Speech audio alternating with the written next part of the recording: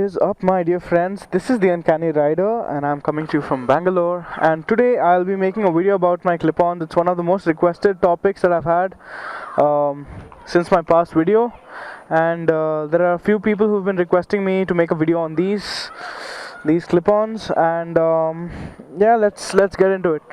First off, I got inspired by Mr. Ravi Utkarsh. I'll put a link to his video as well. I'll actually put a link to his channel and that particular video. So the first issue that arrived while I was doing the changes was the wiring.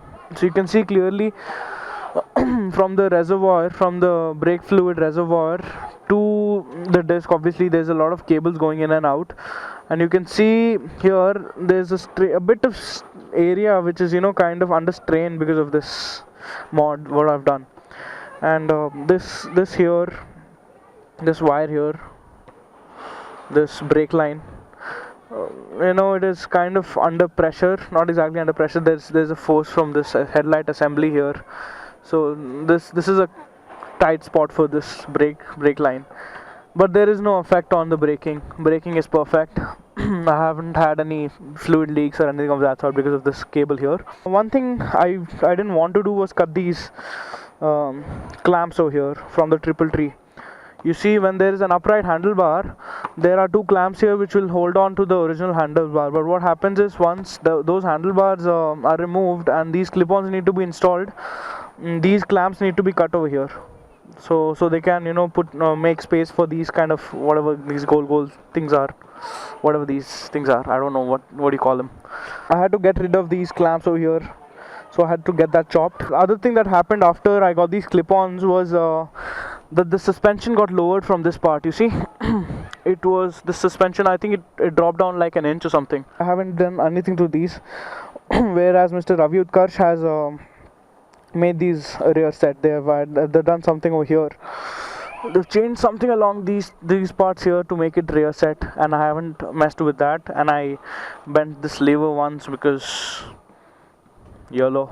So let me talk about the advantages now. So advantages of this bike now: I have a lot more front end feel.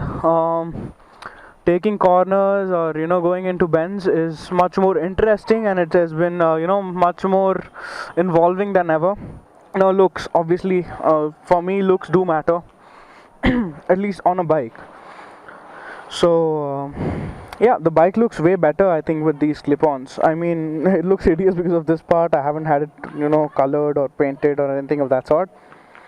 I'll do that later. I've been spending all my cash on gear and now everything else, so next video onwards you'll see me in gear. Ta-da!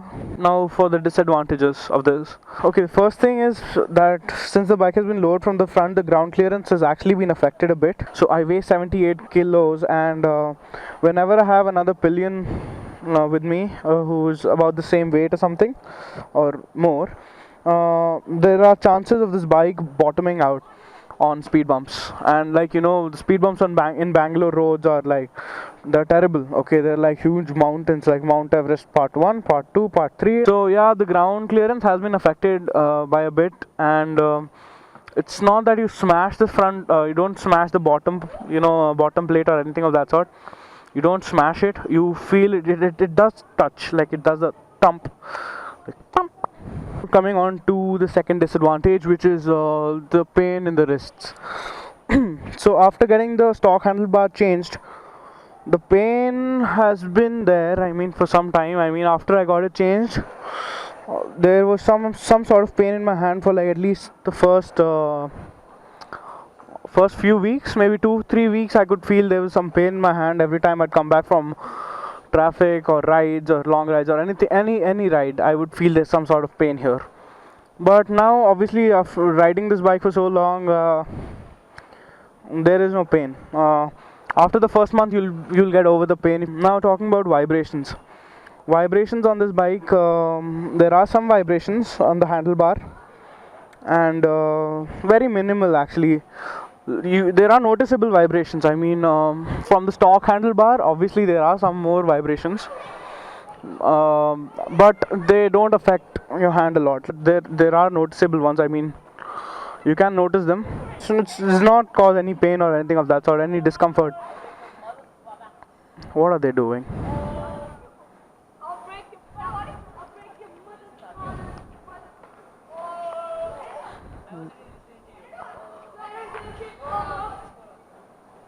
What the fuck is wrong with those kids?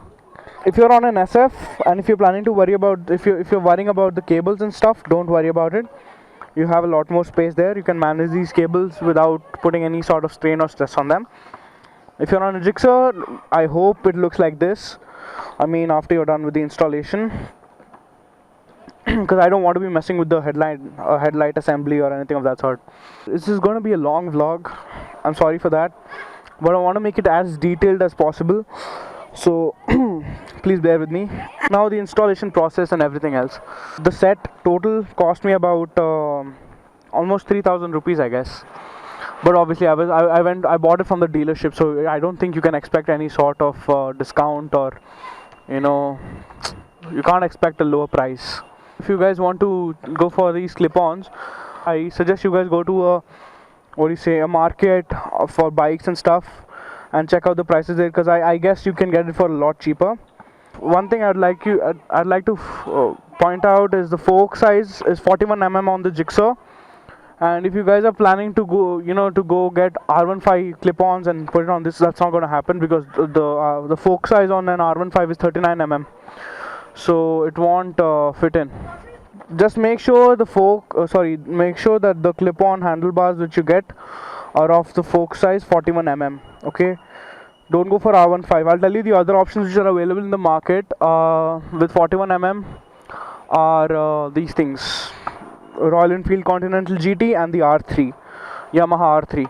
These two bikes have true clip-ons.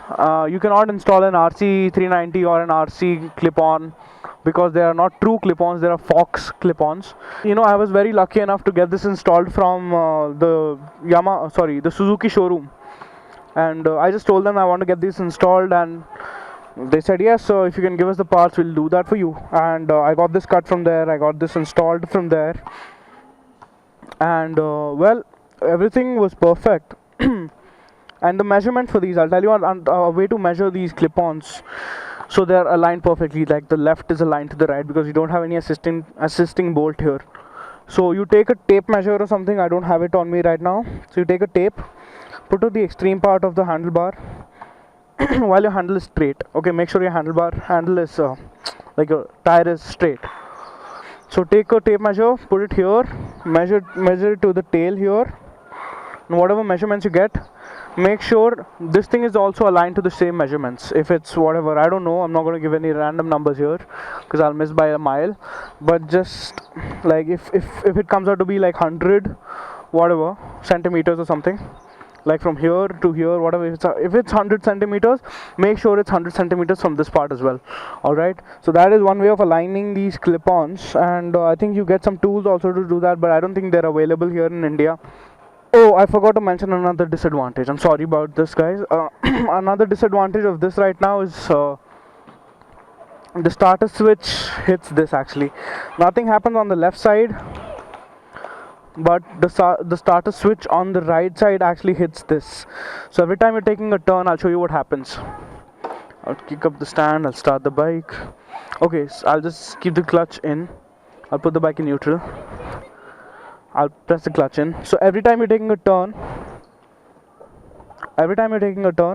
this happens. It'll start hitting the self switch. So I hope you guys can, I think, work with that. Nothing happens on the left side. On the right side only there's this issue that is particularly pissing off sometimes. So guys, I think this is it, and I think I've mentioned all the points that were to be mentioned. Any doubts, any queries, please hit me up in the comment section and I'll answer them as soon as possible. And if there's anything else that I've forgotten in this video and you want me to talk about it, I'll surely make a next vlog about this, like while I'm on the go, while I'm riding, so I won't take up a lot of time. I'll discuss that part of it, and I'll make sure I cover up whatever I've missed in this vlog. So guys, stay subscribed. This is the Unkanny Rider signing out from the back part of my apartments. So I'll see you later. Bye bye.